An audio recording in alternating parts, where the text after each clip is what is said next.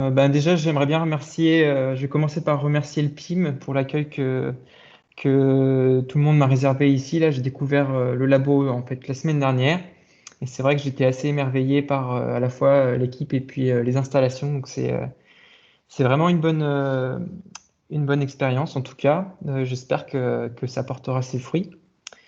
Euh, L'idée, c'est de vous présenter mes travaux antérieurs de thèse surtout et puis de postdoc. Et puis pouvoir un peu lancer la discussion, alimenter les discussions s'il y en a avec ceux d'entre vous qui seront intéressés. Et puis je vous parlerai vite fait rapidement de mon projet de recherche aussi que j'envisage de poser au CNRS avec le PIM. Donc. Alors, pour commencer, hop, est-ce que ça marche? Ouais. Alors pour commencer, une petite présentation rapide. Je suis, pour la petite histoire, je suis originaire de Saint-Marcelin, le fameux fromage que vous connaissez sûrement, qui est d'ailleurs un condensé de tout ce qu'on peut faire en mécanique autour du comportement viscoélastique non linéaire, vieillissant, etc. Donc ça pourrait intéresser certains mécaniciens. J'ai fait mes études à l'INSA de Lyon, je suis ingénieur méca avec une coloration en acoustique à la fin, vibration acoustique en master. J'ai fait ma thèse à Navier, à l'école des ponts. Je vous en parlerai. Et actuellement, je suis en postdoc au LMS et depuis 2 ans maintenant. Et dans les 6 premiers mois de ce postdoc, j'ai eu l'occasion de partir à Austin, à l'Université du Texas, voilà, pour les 6 premiers mois de l'année 2019. Voilà. Ce que je vous présente aujourd'hui, c'est tout d'abord les travaux de thèse 2015-2018, où je vous parlerai plutôt d'analyse associée à la propagation des ondes dans les structures. Ensuite, je vous parlerai du postdoc, où là, j'ai fait des choses différentes, à la fois à Austin, où on a plutôt étudié les comportements des matériaux issus de la fabrication additive. Et puis après, à mon retour au LMS, des choses associées aux structures architecturées, et puis à la caractérisation métrologie, on va dire in situ, du procédé de fabrication additive LMD. Voilà. Et puis je finirai, comme je l'ai dit, par quelques idées associées au projet de recherche qui pourraient être envisagées avec le PIN. Pour commencer sur la thèse, le titre, c'était Caractérisation large bande du comportement dynamique linéaire des structures anisotropes viscoélastiques. Euh, Ce que vous pouvez retenir, c'est l'application qui était autour de la table d'harmonie piano. Cette application, elle prenait le cadre. Cette application, c'était le projet Maestro. C'est un projet ANR qui était porté par Xavier Boutillon au LMS. Ma thèse, elle était encadrée par Jean-François Caron, Arthur Lebé à l'École des Ponts. Et puis, on a beaucoup travaillé avec Irène Egé aussi, que certains d'entre vous connaissent, à l'INSA de Lyon. On avait la chance surtout d'avoir avec nous en fait le dernier facteur de piano français qui s'appelle Stéphane Polello. Et lui, donc, il innove beaucoup en fait autour du piano. Il fait des pianos plutôt sur mesure. Il n'en sort pas beaucoup, mais il les fait vraiment innovants. Et notamment autour de la table d'harmonie, qui est donc cette pièce ici de bois qui vient entre les cordes et l'armature du piano. Donc en fait, quel est-ce que c'est le rôle de cette table? En fait, quand le pianiste actionne le marteau ici, là, il tape sur la corde qui se met à vibrer. Et la corde toute seule, en fait, elle n'a pas de section. Euh, Enfin, sa projection dans l'air est très petite, donc elle rayonnerait pas de son, en fait. Si vous voulez, le principe des instruments à cordes en général, c'est de venir coupler cette corde à un chevalet qui lui-même est installé sur une table d'harmonie qui est une planche de grande surface. Et cette planche de grande surface, quand elle va se mettre à vibrer sous l'impulsion de la corde, eh ben, elle va transmettre cette vibration à l'air et servir en gros de haut-parleur au piano. Donc on s'est intéressé à cette pièce et en particulier à cette architecture proposée par Stéphane, qui est la table d'harmonie de son piano à queue. Et en fait, elle est assez particulière, cette table d'harmonie, parce que c'est un bicouche de bois. Et il y a une couche qui est uniforme, qu'on ne voit pas ici, avec toutes les fibres orientées dans une direction. Et puis une couche qui est hétérogène, où en fait il vient découper des panneaux de bois de façon à régler la direction des fibres de bois et donc l'anisotropie de la plaque locale. Ça lui permet, pour tout un tas de raisons de conception, de régler la raideur locale de sa structure en fait. Voilà, donc ça c'est pour la petite histoire, la structure qu'on étudiait. Euh, En fait, il y a un premier aspect à cette étude, c'est qu'il y a des hétérogénéités, une complexité à différentes échelles. Donc, vous avez l'échelle globale spatiale, vous avez la direction des fibres qui varie. Vous avez l'échelle de la stratification, vous avez différentes couches. Vous avez l'échelle de la mésostructure du bois, pardon, avec les cernes. Et puis, vous avez l'échelle de la microstructure, bien sûr, dans le bois, où vous avez un agencement de ces cellules plus ou moins allongées, ce qui crée à la fin l'anisotropie. Donc, nous, on n'a pas étudié toutes les échelles, mais en tout cas, il y a quand même des questions qui se posent sur comment on prend en compte les phénomènes, le comportement associé à chaque échelle dans un comportement de structure globale. Donc, généralement, bah, l'agencement cellulaire, on va capter ça avec de l'anisotropie. Cette anisotropie, elle va se représenter par des modules équivalents, si vous voulez, des composantes du tenseur de Rader qui sont différentes en fonction des directions envisagées. Et puis, après la stratification, ben, on la prend en compte par des modèles réduits de structure, type plaque, mince ou épaisse, et qui intègrent directement la stratification. Il y a un autre aspect, c'est les modules équivalents. Ici, ce qui compte vraiment pour l'acoustique musicale, c'est le comportement viscoélastique, donc qui est décrit par un tenseur opérationnel en régime harmonique, donc C, qui est un tenseur complexe avec une partie réelle R qui est associée au raideur et une partie imaginaire T qui est associée au mécanisme d'amortissement. Alors, toutes ces composantes-là, IJKL, sont bien sûr différents dans le cas où on est complètement anisotrope, ce qui est le cas ici. Donc ça, c'est la première source de complexité. La deuxième, c'est que, comme vous voyez, ce tenseur-là est dépendant de la pulsation oméga. Et donc ça, c'est vraiment le deuxième aspect de complexité, c'est l'aspect large bande de l'application. Donc en gros, ce qui nous intéresse dans ces structures, alors ça a sauté un peu ici, mais c'est l'aspect de 20 Hz à en gros 5 kHz, okay, où c'est le domaine de fréquence où la table d'harmonie est considérée avoir un rôle dans le son du piano. On peut distinguer trois régimes de fréquence. Le régime basse fréquence, où généralement on vient caractériser les structures par analyse modale. Un régime haute fréquence, où là on a trop de modes, donc on va plutôt raisonner sur les ondes, et puis avec des méthodes ultrasonores pour la caractérisation, donc avec des petites longueurs d'onde. Et puis il y a un domaine moyenne fréquence qui est compliqué, à la fois du point de vue de la modélisation et du point de vue de l'analyse expérimentale. Pourquoi ça? Parce qu'en fait, la longueur d'onde, elle est ni de la taille, de l'ordre de grandeur, de la taille de la structure globale, et elle est ni de la longueur, de l'ordre de grandeur, excusez-moi, de l'épaisseur de la structure. Donc on a vraiment quelque chose qui est médium et qui est assez compliqué. Nous, on est parti d'un constat, c'est que l'analyse modale, en fait, l'hypothèse de base, c'est qu'on vient décomposer la réponse d'une structure comme une somme d'harmoniques, okay, associées à chaque mode propre de la structure, avec un mode phi r et une pulsation oméga r associée. Bon, quand on fait une analyse en ultrason, certaines méthodes commencent à apparaître où on vient décomposer la réponse maintenant harmonique de la structure comme une somme d'ondes planes caractérisée par un vecteur d'onde K et un mode associé psi. Et donc en fait, on s'est dit pourquoi pas utiliser ces deux modèles de signaux qui sont très très équivalents, okay, pour faire d'identification de structure en moyenne fréquence. Et notamment, on a utilisé les méthodes Esprit qui sont très adaptées pour ça, qui sont adaptées vraiment à faire des mesures précises de ces types de modèles, ici de signal. Voilà, donc ça c'est pour la problématique. Et maintenant, voici un peu la formulation globale qu'on a proposée. Quand on s'intéresse au problème direct, où on cherche à déterminer la réponse d'une structure en dynamique, on va poser une géométrie des matériaux, on va en construire un modèle, et ce modèle, si on a envie que ça tourne à peu près de façon rapide, on va en déduire des données réduites. Donc les données réduites, ça peut être par exemple les modes propres de la structure et les fréquences propres, mais ça peut aussi être les ondes planes qui peuvent se propager dedans avec une analyse en ondes planes. Et puis après, on va appliquer des forces, des sollicitations et des conditions limites sur ces données réduites. sur cette base de données réduite et on va en calculer la réponse.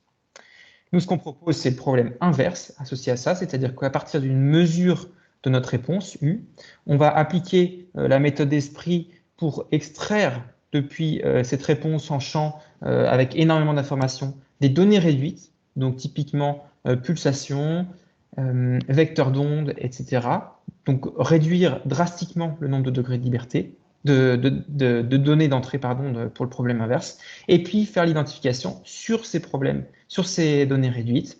Et cette identification, elle va généralement prendre la forme d'un problème aux valeurs propres inverse. Donc je vais vous donner quelques exemples aujourd'hui, mais ce schéma-là représente en fait globalement représente bien le projet de recherche que je pense poser au CNRS. Donc c'est quelque chose qu'il faut garder à l'esprit avec ce problème d'identification qui est divisé en deux étapes avec une étape de réduction de données. L'avantage de ça, c'est que l'identification ici est faite sur les données réduites et n'a pas du tout à prendre en compte l'aspect des sources et des conditions limites qui sont appliquées au système. Donc ça, c'est quelque chose qui est important et qui permet de faire des problèmes inverses plus légers. Voilà. Donc, une petite parenthèse sur un moyen de mesure. Donc, avant tout, mes travaux de thèse, c'était des travaux qui étaient expérimentaux. Et donc, pour pouvoir obtenir des mesures de champ en dynamique, on a développé ce dispositif ici, où on met un capteur fixe, vibromètre, qui mesure la vitesse instantanée d'une structure, sur un bras robot. Et ça nous permet de déplacer le rayon laser de façon à venir viser différents points sur la structure et donc faire des mesures de champ, associées bien sûr à une mesure qu'on peut répéter. Donc on fait plusieurs mesures en répétant et on mesure le long d'un maillage de points.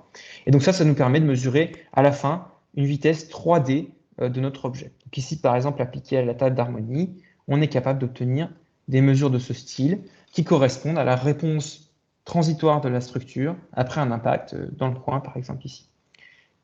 Donc cette réponse-là, elle est extrêmement riche, comme vous pouvez le voir, et donc on va pouvoir en tirer énormément d'informations.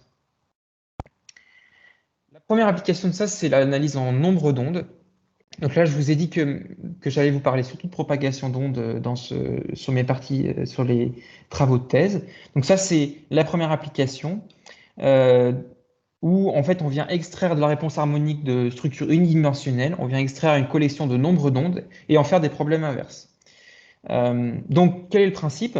En fait, si on regarde les équations qui régissent les mouvements de flexion dans une poutre, vous avez un opérateur d'ordre 4 qui agit sur le déplacement U et une force, le membre de droite, qui est juste associé aux sollicitations. Quand vous posez que les sollicitations, c'est 0 dans une zone où vous n'avez pas de force qui s'applique, vous pouvez décomposer facilement votre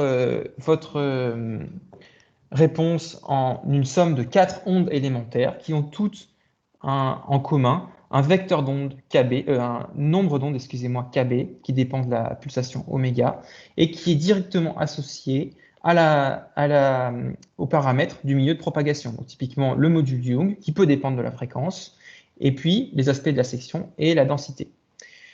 On peut faire la même chose sur la torsion, les mouvements de torsion. Ici, on a un opérateur d'ordre 2, donc on n'a que deux solutions qui ont aussi un nombre d'ondes KT commun, qui est différent du nombre d'ondes de flexion et qui dépend aussi seulement des paramètres de la section. Okay, donc il n'y a pas d'histoire de conditions aux limites. En fait, quand on va venir mesurer la réponse de la structure, on va avoir une partie qui est associée aux 4 ondes de flexion et une partie qui est associée aux 4 ondes de torsion.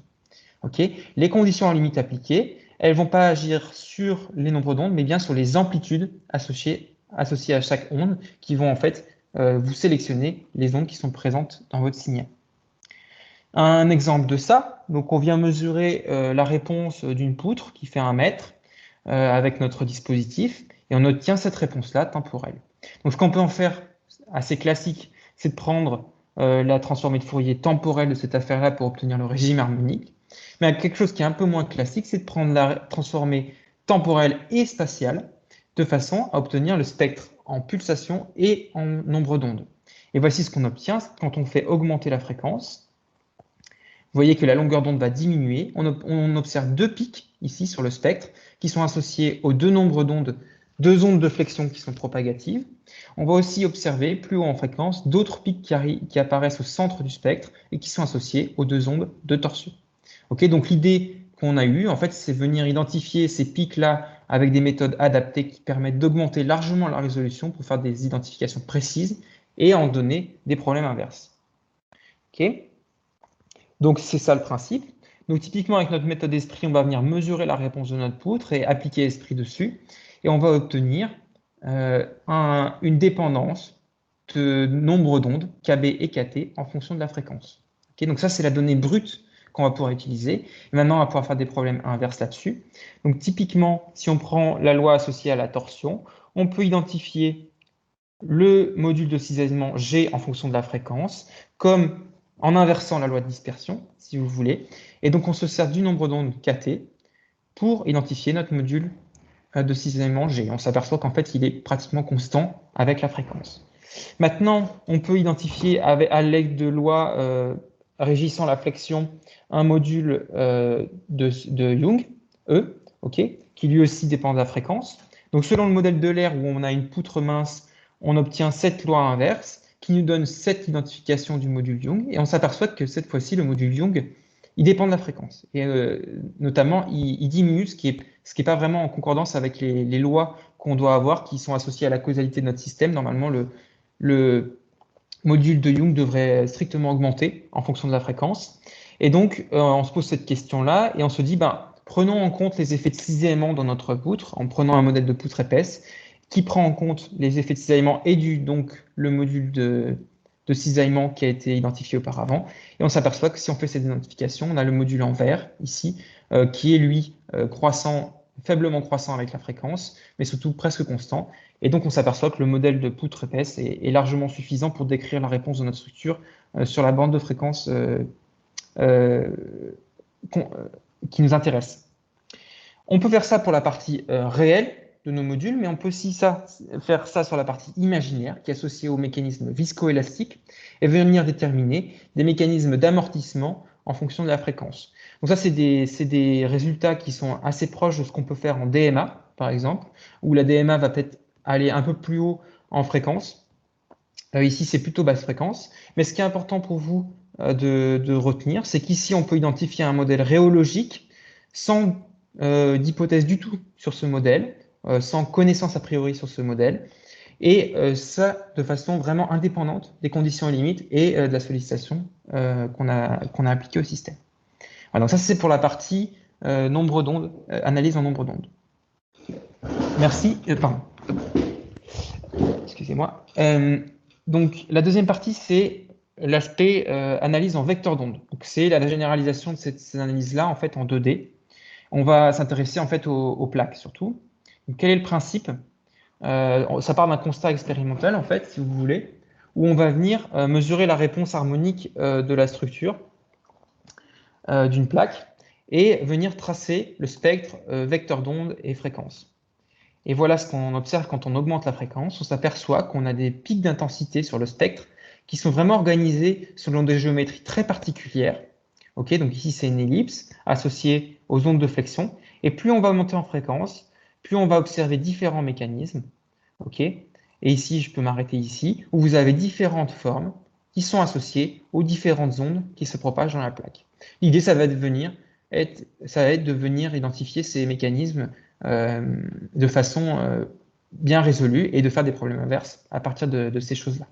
Pourquoi faire des problèmes inverses? En fait, quand on vient caler des méthodes associées à la SFEM, donc c'est Spectral Finite Element Method, qui est en fait la façon de résoudre ces problèmes de propagation d'ondes dans des structures infinies.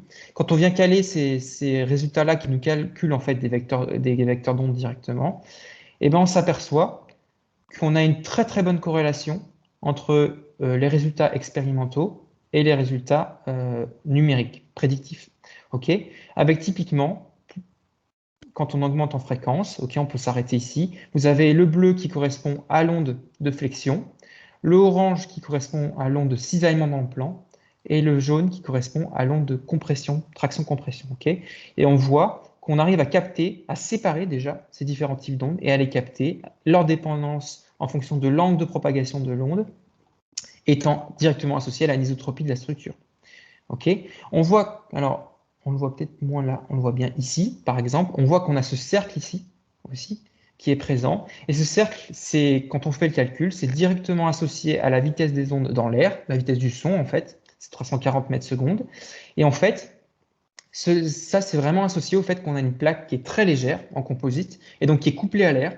Et donc vous avez un couplage fort entre l'air environnant et, et la plaque, ce qui fait que dans la mesure, vous avez une partie qui est associée au couplage entre l'air et la plaque, que l'on peut séparer parce que la vitesse de ces ondes est différente de la vitesse des ondes de flexion.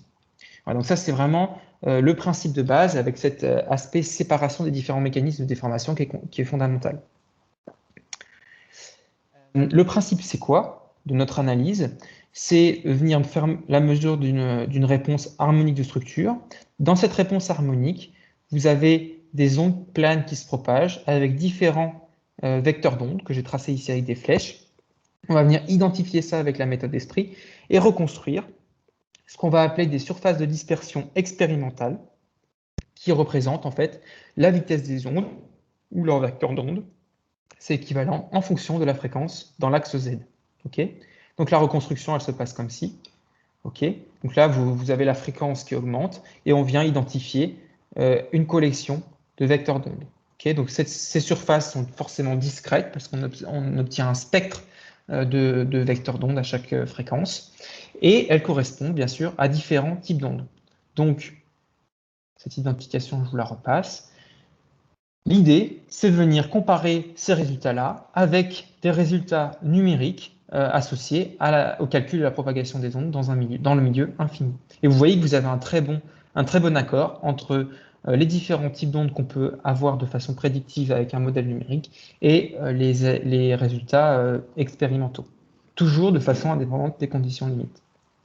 Okay, une deuxième chose qu'on peut faire maintenant, qu'on a vu que le principe général de cette méthode, c'est faire du local. C'est-à-dire qu'on va prendre par exemple, je vous explique par exemple cet aspect avec cet exemple ici, où vous avez une plaque qui est composée de 3 patchs. Okay, ces patchs, c'est des patchs en fibre de carbone avec des orientations qui sont différentes. Donc forcément, ça va nous créer une anisotropie de la structure qui varie avec l'espace. Quand on vient tracer le spectre associé à la réponse harmonique, le spectre spatial, voici ce qu'on va observer quand on fait augmenter la fréquence. On s'aperçoit qu'on a 3 ellipses qui se mélangent et qui sont associées aux ondes de flexion, au comportement des ondes de flexion dans nos 3 patchs de la structure. Maintenant, si on vient de faire une transformée de Fourier locale de cette réponse, je peux vous repasser la chose, on s'aperçoit qu'on sépare les différentes ellipses et l'orientation de ces ellipses est directement associée à l'orientation des fils de carbone dans chacun des pages. Donc on voit bien qu'ici, on touche du doigt le fait qu'on puisse venir faire une identification locale des propriétés en flexion, par exemple, de la plaque. Okay, donc, un petit exemple. On peut prendre les équations associées à la flexion dans une plaque anisotrope mince. Donc, ces équations sont dépendantes des composantes du tenseur de raideur en flexion, D, qui est un tenseur d'ordre 4. Et donc, vous avez 5 composantes indépendantes dans le cas de l'équation de flexion que vous pouvez identifier. Et c'est un problème qui devient linéaire rapidement. Donc, à partir de cette équation d'équilibre, vous pouvez en déduire une équation de dispersion qui dépend de K1 et K2, qui sont les composantes du vecteur d'onde. Et on voit que cette dépendance de cette équation de dispersion est linéaire par rapport aux différentes composantes du tenseur de raideur en flexion qu'on veut venir identifier. On va venir notamment identifier en fait un tenseur de raideur en flexion spécifique, qui est le tenseur de raideur en flexion divisé par la masse de la fibre de la plaque. Ça va nous donner un problème inverse qui est linéaire, qui est très facile à résoudre. Et donc, ce qu'on peut tracer, c'est ça. Donc, ce qu'on vient faire pour vous expliquer, c'est on vient analyser la réponse de la structure sur notre plaque de table d'harmonie qui a anisotropie hétérogène. On vient analyser localement la propagation des ondes. Et voici ce qu'on obtient. Ça, c'est la surface de dispersion expérimentale et le modèle qui est associé. Vous voyez que cette surface, elle évolue largement avec les propriétés locales de la structure. Et donc, typiquement, on peut prendre deux exemples. Par exemple, cet exemple à droite, qui correspond à une zone où les fibres sont pratiquement à 90 degrés. Ok, on voit que la surface de dispersion est pratiquement isotrope. En fait, on peut montrer que c'est isotrope d'un point de vue calculatoire. Et puis, une zone ici, plus haut, où les fibres en fait sont pratiquement alignées, beaucoup plus alignées qu'avant, et on voit qu'on a une forte anisotropie de notre surface de dispersion. Voilà. Et donc, quand on vient comparer les composantes du tensor de Rader spécifique en flexion qu'on a identifié avec des calculs de cette structure, on s'aperçoit qu'on a une très bonne corrélation et qu'on est donc capable de faire de l'identification raisonnable des propriétés hétérogènes anisotropes de la structure. Voilà, donc ça c'est pour les applications, propagation d'ondes, identification que j'ai pu faire en thèse. À la fin, donc ça nous a permis de faire de construire ce cycle où en fait on a une structure qu'on voulait, en fait, la problématique centrale était de remplacer cette structure par des matériaux composites. Et donc l'idée c'était de faire un modèle de cette structure qui nous permet de mener une identification. Et cette identification nous permet d'optimiser un empilement de couches, une stratification de couches de composites qui reproduisent exactement le comportement en propagation d'ondes qu'on avait identifié et de fermer donc la boucle du cycle d'innovation associé au remplacement du bois par les composites en facture instrumentale. Ça c'était pour mes travaux de thèse, donc qui s'est achevé en 2018. Et donc après, je suis parti en postdoc à l'Université du Texas à Austin, où j'ai notamment travaillé avec le professeur Ravi Chandar. Donc, j'ai drastiquement changé de problématique à ce moment-là. J'ai commencé à m'intéresser en fait au comportement et puis au process en général de fabrication additive qui venait d'arriver au LMS et dont il fallait caractériser à la fois le process et les matériaux qu'on pouvait obtenir. Et donc à Austin, on a travaillé sur les propriétés en tension et en fracture, qui est donc une des spécialités du professeur Ravi Chandar. De ces matériaux qu'on obtenait par fabrication additive. La problématique centrale, c'était l'étude de ces structures, en fait, qui sont des structures architecturées qu'on peut imprimer et qui ont des propriétés plutôt optimisées en termes d'absorption d'énergie et qu'on va pouvoir encore plus optimiser en venant faire de l'optimisation topologique, par exemple, avec des critères d'absorption. Donc, on s'intéressait au comportement de ces structures. Et bien sûr, pour connaître le comportement de cette structure et le modéliser, il nous fallait connaître le comportement du matériau et en fait, plus précisément, de la structure mur fin qui nous permet de construire ces structures-là. Voilà, c'est de là qu'on est parti. Donc, ce qu'on a fait, c'est qu'on imprimait en fait des structures à parois minces, comme celle-ci, qui nous permettent d'extraire des échantillons et de venir étudier les propriétés en traction et puis en fracture de ces échantillons. Donc, ce qu'on étudie, en fait, c'est un matériau qui fait 800 microns d'épaisseur quand on la mesure au pied à coulisse. Et en fait, on s'aperçoit qu'il y a un énorme rapport entre l'épaisseur nominale et la rugosité de surface. En fait, globalement, on a 150 microns de rugosité de surface de chaque côté, ce qui nous fait qu'en fait, on a une épaisseur minimale qui peut atteindre 500 microns au lieu de 800 microns. Donc, c'est vraiment des comportements qui sont différents et on voit tout de suite qu'on va avoir un effet de structure associé à cette variation d'épaisseur. Donc, c'est le pattern qu'on observe ici. Vous avez en fait l'impression qui se fait par couche ici. Et donc, vous avez un pattern qui est très répétable qui est associé à l'empilement des couches. Et puis, vous avez une distribution aussi de particules non fondues en surface. On verra qu'elles ont un rôle prédominant dans le comportement du matériau. Quand on regarde la microstructure de cette affaire-là, on s'aperçoit qu'en fait, on a une microstructure qui est très, très, très anisotrope, okay, avec des grands grains qui ont grossi globalement dans la direction du gradient thermique. Hein. Le gradient thermique est globalement orienté vers le haut ici et puis un peu vers la droite parce que c'est la vitesse de la source qui va nous influencer ce gradient. Donc ça, c'est la première chose. On a des gros grains bien allongés dans la direction du gradient. Et puis, au niveau des intercouches, ici en pointillé, on s'aperçoit qu'on a des beaucoup plus petits grains qui sont en fait associés au changement rapide de la thermique à cet endroit-là. Donc, on peut se dire que d'un point de vue de la microstructure, on va avoir, si on regarde la microstructure, on peut supposer qu'il va y avoir une anisotropie dans notre matériau. Et en fait, ce n'est pas forcément le cas, ce qui est assez étonnant. Donc, quand on fait des essais de traction sur les matériaux, sur ces échantillons, en tirant dans toutes les directions, donc à 0, à 45 et à 90 degrés par rapport à la direction des fibres, si on veut, qui sont représentées par les intercouches, on s'aperçoit qu'on obtient ce type de comportement ici, avec des comportements qui sont très peu variables en fonction de l'orientation. Notamment dans la zone plastique, on a vraiment très peu de choses. Et donc nous, on s'est posé la question de comment on pouvait expliquer ça. Et donc on s'est posé la question de l'effet de la structure, donc cette variation d'épaisseur là que vous voyez, cette oscillation. Et donc on a tenté un petit modèle uniaxial où on vient faire une analogie avec des ressorts, si vous voulez, non linéaires bien sûr.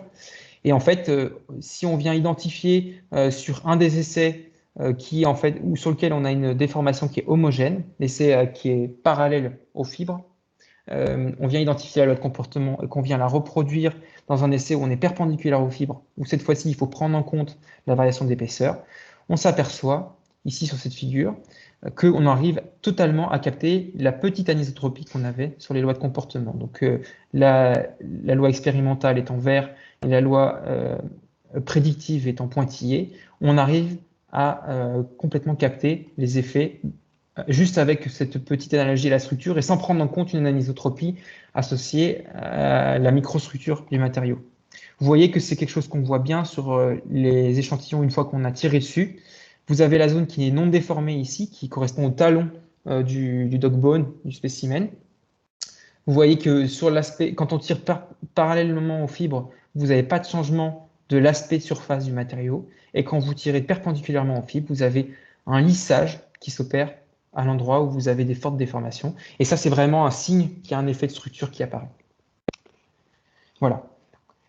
Après, on s'est intéressé aux propriétés en fracture. Donc, typiquement, ce qu'on vient faire, c'est faire une encoche dans un spécimen et puis tirer dessus jusqu'à ce que ce spécimen vienne se déchirer. Okay, donc, la propagation du crack est très stable ici parce qu'on a un matériau qui est principalement, qui est très ductile, pardon.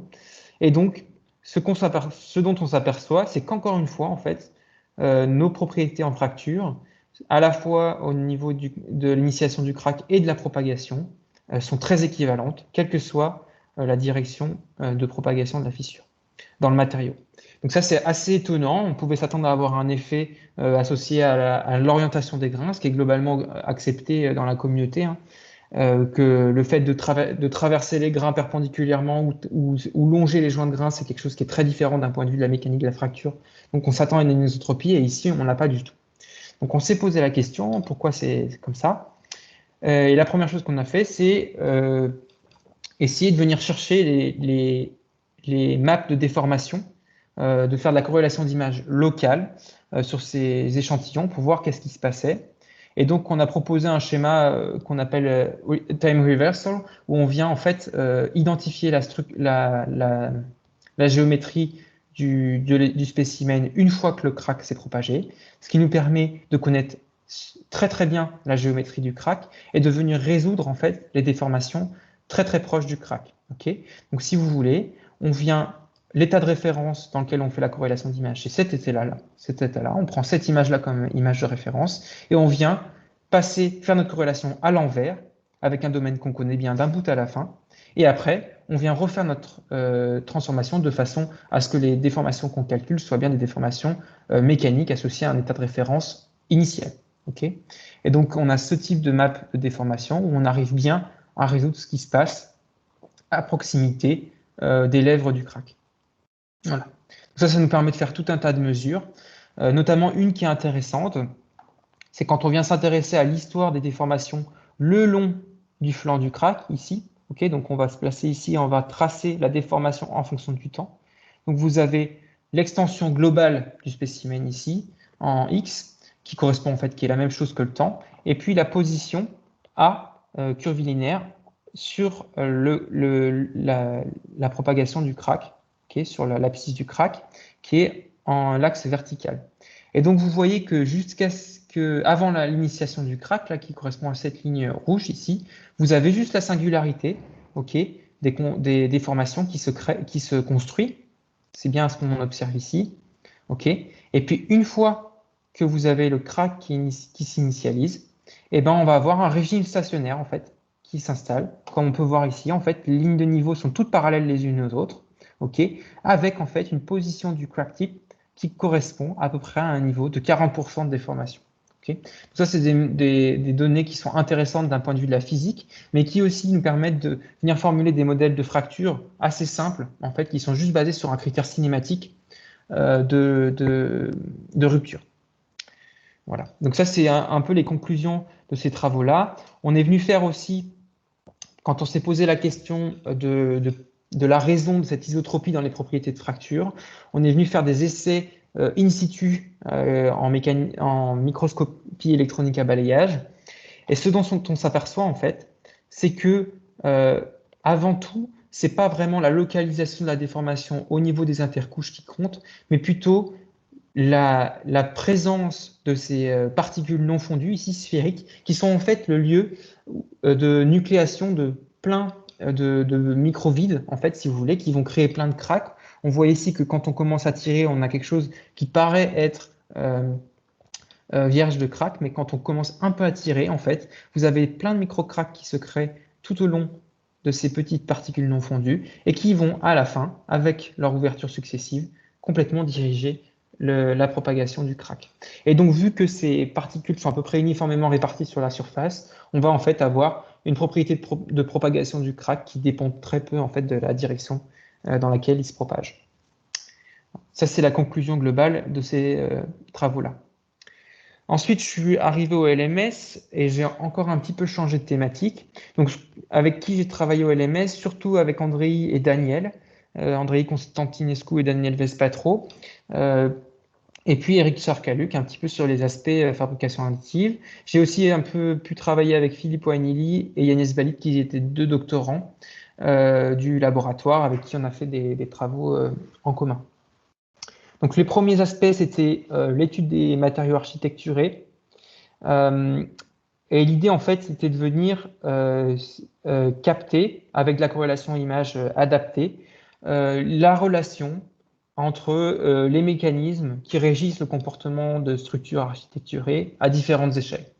Donc typiquement, on peut faire de la corrélation à l'échelle microscopique, où on vient capter les déformations du milieu continu, okay, homogène. Et puis, on peut faire la même chose, mais à l'échelle macroscopique, où là, on vient juste en fait déterminer la déformation moyenne de la cellule unitaire. Et on s'aperçoit que, bien sûr, on a un champ macroscopique de déformation qui est complètement hétérogène. Et donc, on va pouvoir, du coup, étudier le lien entre la déformation macro et la déformation micro. Voilà, donc ça, c'est quelque chose qui intéresse pas mal les gens qui font de l'homogénéisation. Et là, le propos, c'est un peu de dire qu'on on va faire des études qui sont complémentaires des travaux où les gens essayent plutôt d'avoir des déformations qui sont complètement homogènes dans le test de façon à pouvoir identifier un comportement particulier du matériau, mais plutôt venir ici jouer sur le fait qu'on a de l'hétérogénéité dans notre champ de déformation macroscopique pour venir étudier par exemple les effets du second gradient de déformation ou venir identifier plusieurs comportements à la fois, etc. Voilà, ça, c'est des travaux qu'on a commencé au LMS. Un autre exemple sur les structures treillis dont je vous parlais tout à l'heure. Donc, les structures treillis, elles sont particulières parce qu'en fait, c'est des treillis métalliques. Donc, vous avez vraiment une cassure dans le comportement entre le comportement élastique et le comportement plastique. Ce qui fait qu'en fait, une fois que vous localisez dans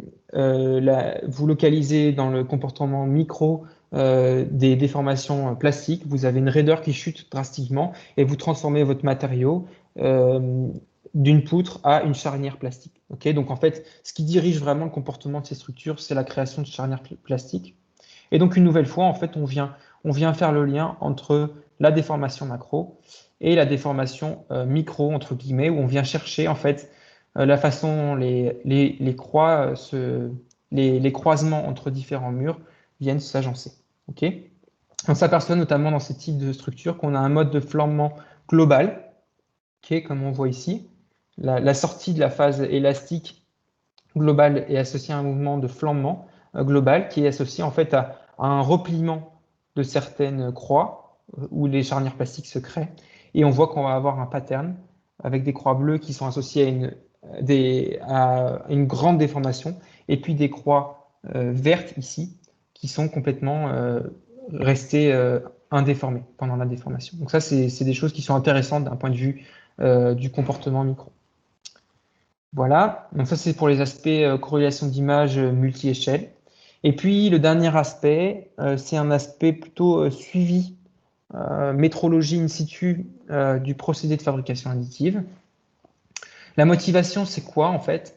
Ça peut être illustré avec cette vidéo. En fait, on s'aperçoit que quand on fait des structures minces en fabrication additive, mais aussi enfin, tout type de structure, on s'aperçoit qu'en fait, on a des distorsions qui apparaissent, qui sont complètement drastiques et en fait qui nous empêchent de vraiment produire des pièces qui sont à tolérance acceptable, tolérance géométrique acceptable. Et puis, ça nous crée aussi des contraintes résiduelles qui sont assez grandes dans les pièces et qui vont être responsables par exemple de crack, de propagation de crack, etc. Donc on a vraiment envie d'étudier comment ces contraintes résiduelles et les distorsions se créent à l'échelle de la structure, donc qui est assez global, qui est assez complémentaire avec ce qui se fait au PIM, où l'intérêt est pas mal sur ce qui se passe au niveau du bain de fusion, donc à une échelle plus locale. Ici, nous, on est plutôt sur une vision à l'échelle du dessus, où on vient chercher des déformations et des états de contrainte dans la structure globale. Donc voilà, donc ce qu'il faut faire, c'est de la métrologie in situ en champ de température, parce que c'est quand même ça qui va nous driver l'apparition des contraintes résiduelles. Hein. Vous pouvez voir au premier ordre, en fait, que ces contraintes résiduelles sont associées à une incompatibilité des déformations, qui sont associées, en fait, cette incompatibilité des déformations directement au gradient thermique au moment de la dépose. Ok, donc ça c'est les débuts d'imagerie qu'on fait en imagerie thermique et qui nous permettent de venir voir ce qui se passe, quelle est la part de la conduction, quelle est la part de la convection, etc. Quelle est l'énergie qui est pompée par le substrat pendant l'impression, etc. Ça, on peut faire pas mal de choses de problèmes inverses. Vous voyez que sur l'impression de ce mur, ici, au bout de l'impression, on n'arrive pas à aller jusqu'au bout parce qu'en fait le mur flambe sous l'effet des contraintes résiduelles. En fait. Donc les contraintes résiduelles en fait sont vraiment un problème majeur en fabrication additive, en tout cas celle qu'on fait au LMS. Et donc il faut absolument arriver à caractériser ces choses-là. Les premières choses qu'on fait aussi en corrélation d'image, c'est venir faire de la corrélation d'image en direct sur le matériau qui se construit. On utilise le contraste naturel de la pièce pour pouvoir faire de la corrélation. Et encore une fois, en fait, on fait la corrélation à l'envers, donc sur un état de référence qui est celui-ci, hein, celui de la dernière image qui est bien connue, et on vient éroder, si vous voulez, le domaine de corrélation, tout en suivant les points. Et ça nous permet de déduire des champs de déplacement ici, puis des champs de déformation ici, si j'arrive à la lancer. Voilà. Donc, c'est les premiers pas, on va dire, vers la caractérisation de ce procédé. Voilà. Donc, ça, c'est pour. J'en ai fini avec mes travaux antérieurs.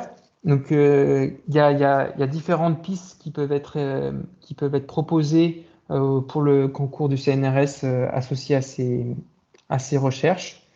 Après rencontre avec un peu tout le monde au laboratoire, là, au PIM, il y a des points d'originalité, à la fois d'originalité puis de complémentarité avec ce qui peut se faire dans le laboratoire, qui semblent intéressants. Donc c'est ça sur lesquels c'est ce que je vous présente aujourd'hui. Donc en fait, la première chose, c'est déjà qui est original, c'est le schéma qui a été développé en thèse associé à les aspects propagation d'ondes. Donc, comme je vous en ai parlé, où on venait identifier sur une mesure d'une réponse de structure en dynamique, on venait identifier des données réduites qui sont associées à la propagation des ondes, au mode de propagation des ondes dans la structure, et venir construire des problèmes inverses à partir de ces ondes-là. Donc l'avantage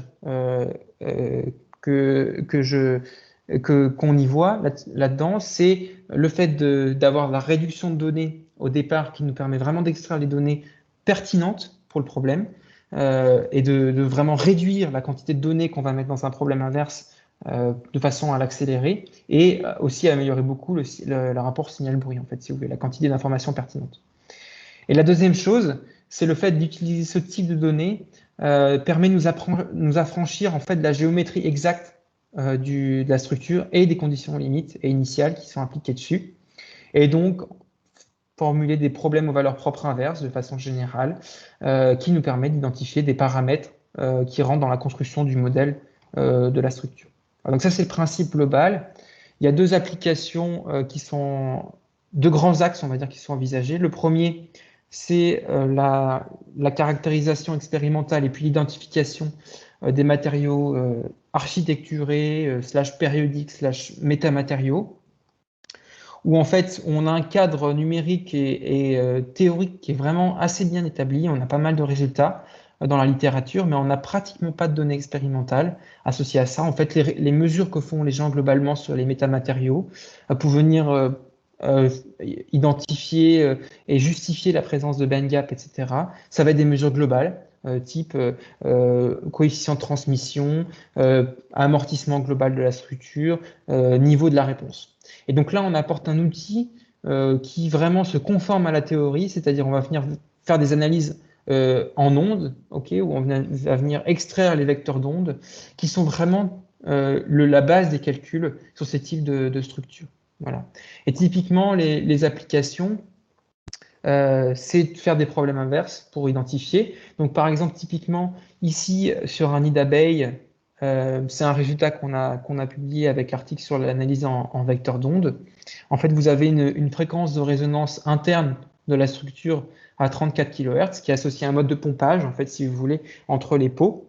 Et ce mode de pompage, en fait, la fréquence de ce mode de pompage est dépendante du type de liaison qu'on a entre les peaux et puis la structure de l'âme. Donc, est-ce que c'est une liaison pivot? Est-ce que c'est une liaison d'encastrement? Et bien, cette chose-là va vous faire varier cette fréquence. Donc, on peut très bien, par exemple, formuler un problème inverse associé à la raideur de cette liaison et venir identifier, par exemple, la qualité du collage, etc. Et puis, il y a aussi la grande question des théories enrichies qu'on peut formuler pour faire de l'homogénéisation sur ce type de structure. Et donc, bien sûr, il y a des résultats une nouvelle fois théoriques autour de ces théories, mais assez peu de choses sur l'identification, par exemple, expérimentale des différentes grandeurs qui sont associées à ces théories. Et puis, le deuxième point, c'est l'identification des contraintes résiduelles dans les structures. Donc, en fait, le constat, c'est que les méthodes de mesure des contraintes résiduelles actuelles, c'est des mesures indirectes. C'est-à-dire qu'on va venir, par exemple, avec les rayons X, on va venir mesurer une déformation de la structure cristalline, de la maille cristalline d'un matériau, et on va déduire de cette déformation, on va déduire une contrainte interne. Ou on peut faire ça aussi par corrélation d'image à l'échelle du dessus, on va venir mesurer une distorsion, et on va déduire de ce champ de déformation qu'on aura obtenu un champ de contrainte. Mais à chaque fois, en fait, on a besoin des lois constitutives qui sont derrière ça. Le constat, en fait, qu'on fait, c'est que si vous regardez les ondes de flexion qui se propagent dans les milieux élancés, donc par exemple dans les fils ou dans les plaques minces, eh ben, on s'aperçoit qu'en fait, ces ondes-là, elles sont dépendantes au premier ordre du tenseur de contrainte qui est appliqué dans le matériau. Donc la démonstration que je vous fais, c'est celle-ci. Donc en fait, on vient exciter un fil de nylon, ici, qu'on vient filmer. Et donc on va étudier comment les ondes transverses se propagent dans ce fil de nylon. Et en fait, quand on regarde l'équation de dispersion qui est associée, vous avez directement le niveau de contrainte de votre fil qui rentre en compte. Et donc ce niveau de contrainte va se ressentir dans le comportement. Quand vous allez regarder la vitesse de ces ondes en fonction de la fréquence, vous avez en basse fréquence quelque chose qui est associé vraiment à la tension dans votre fil. Et en haute fréquence, vous avez les effets d'élasticité qui vont apparaître. Votre fil n'est plus un fil, mais plutôt une poutre. Et donc, vous avez les vitesses des ondes qui tendent plutôt vers quelque chose qui est associé à un comportement de poutre mince. Voilà, donc ça, c'est un peu l'exemple, on va dire, type pour montrer qu'il est possible d'identifier une contrainte dans un matériau en dynamique. Et cette contrainte, on l'identifie de façon directe, sans besoin des lois constitutives. Le deuxième exemple, c'est associé au mur que je vous montrais, la fabrication du mur que je vous montrais. L'idée, c'est de mettre un gradient de température dans ce mur, dont je vous parlais, qui est responsable de l'incompatibilité, et des contraintes. Et ce gradient de température, il va vous créer une contrainte interne dans le matériau. Et on va venir étudier la relation entre les fréquences modales de ce mur, les fréquences propres naturelles de ce mur, et le niveau de contrainte qu'il y a dedans associé au gradient thermique. Et quand on fait évoluer le gradient thermique, ici dans l'axe vertical, on s'aperçoit que les fréquences modales en fait, vont varier grandement. On a même des fréquences qui vont vers les négatifs, ce qui est associé en fait à une fréquence imaginaire. Et donc ça, c'est associé carrément au flambement de notre structure, comme je vous montrais tout à l'heure avec le mur. Donc ça, c'est une preuve de concept encore qu'il est possible, à partir de mesures dynamiques, d'identifier de façon directe des contraintes. Voilà, j'en ai terminé. Je vous remercie beaucoup pour votre attention. Une petite image pour terminer du spectre en vecteur d'onde d'un matériau périodique. Donc c'est le matériau en nid d'abeille dont je vous montrais. Et en fait, on s'aperçoit, comme dans la théorie le prédit, que notre spectre en vecteur d'onde est quelque chose de périodique, ce qui donne des images assez sympas. Merci beaucoup. Merci Pierre. On peut passer aux questions, s'il y en a. Je vais couper l'enregistrement avant. Super. Les gens puissent poser leurs questions librement.